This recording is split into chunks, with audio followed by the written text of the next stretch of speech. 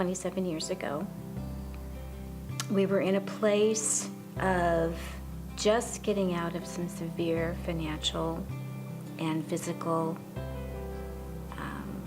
issues. Keith had hurt his back in an accident that made him clinically disabled. After I'd gotten this job and things were going very well financially for our family, or beginning to, we discovered that I was pregnant. I gave him all of my concerns,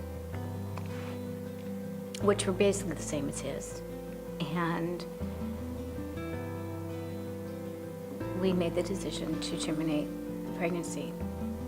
It was a decision that was made probably 110% out of fear.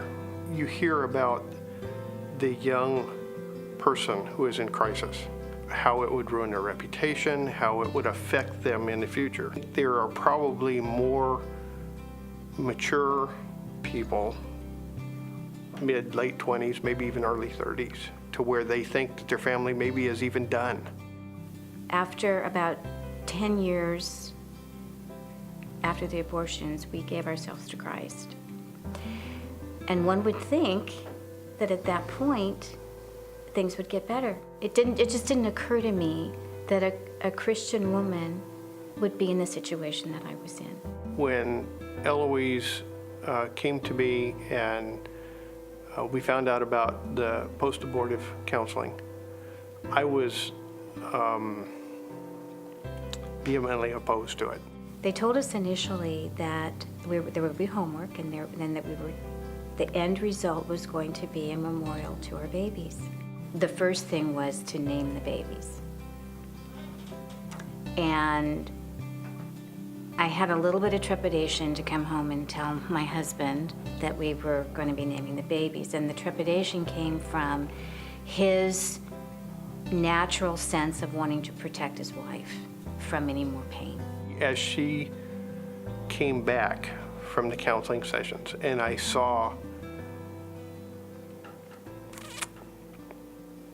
just the forgiveness that she was experiencing,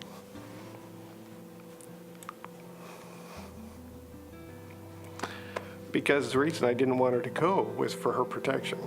As she went through it and I understood the finality of being able to grieve and have a finish to it, then I recognized the importance. I look back and I go, that's really when the healing culminated. My story comes from a lack of being told specific things in the church environment. It's empowering for men and women to hear from the pastor that they trust and love that God hates abortion and God loves and forgives those who have experienced that. Society wants it to be a political problem or a political issue. It is not. It is a human issue. It is a life issue. I first came to alternatives, really it was my own ego, thinking that because I'd had an abortion, I could counsel other women. What I loved about it was the fact that everyone in the center,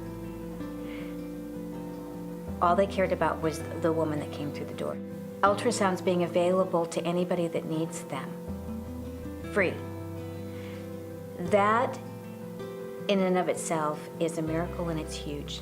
At 7 weeks, you can hear the heartbeat. Had I heard Brittany's heartbeat, had I heard Harrison's heartbeat, we wouldn't be here. Alternatives is, at best, an expensive proposition. When you're giving away medical services, everybody knows and complains about the cost of medical bills, and there's a reason for that. The equipment is astronomically expensive, and any financial support that's giving is it's an eternal gift. Alternative Pregnancy Center saved my life, saved my family's life. I am eternally grateful for the support of the center. The center saves lives, babies' lives, families' lives, through eternity.